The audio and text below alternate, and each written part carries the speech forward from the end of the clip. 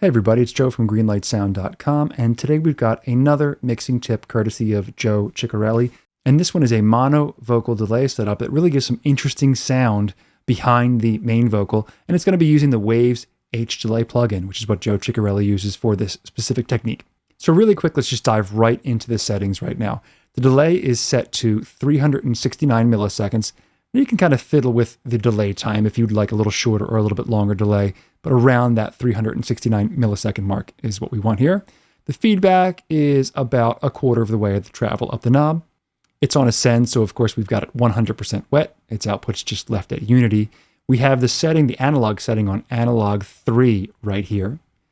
We're filtering the top and bottom end of the signal out. The bottom end about 160 hertz or so, the top end about 1.2, 1.3K, somewhere in there. So really cutting out a lot of that top end so it doesn't interfere with the main vocal part. And here's where it gets really interesting. The modulation, we're going to set the depth to around 24, 25 or so, and the rate to around 45. And these in combination end up giving an almost distorted sound to the delayed signal, which is really crazy sounding.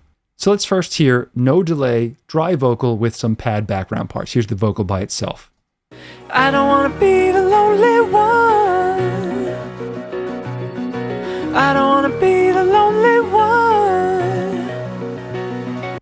Now I'll engage the channel that's got the mono delay on it and kind of dial it in as it plays. I don't want to be the lonely one. I don't want to be the lonely one. Ooh, yeah, I don't want to be the lonely one. So I'm just dialing in a little bit because this is an absolutely crazy sounding delay. Let me just play the delay by itself. I don't want to be the lonely one. I don't want to be the lonely one. Absolutely just distorted kind of sounding, crazy, right up the middle, wacky sounding delay. But Joe Chiccarelli uses it to give a sense of sort of texture and character to the vocal. So this one you're going to just tuck in a little bit. You're not going to add a lot of this to the signal. So let's take that out of solo mode. So let's dial it back down as it plays again. I don't want to be the lonely one.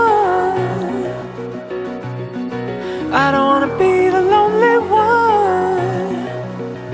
And I'll turn it on and off as it plays with the solo and mute buttons. I don't want to be the lonely one. I don't want to be the lonely one.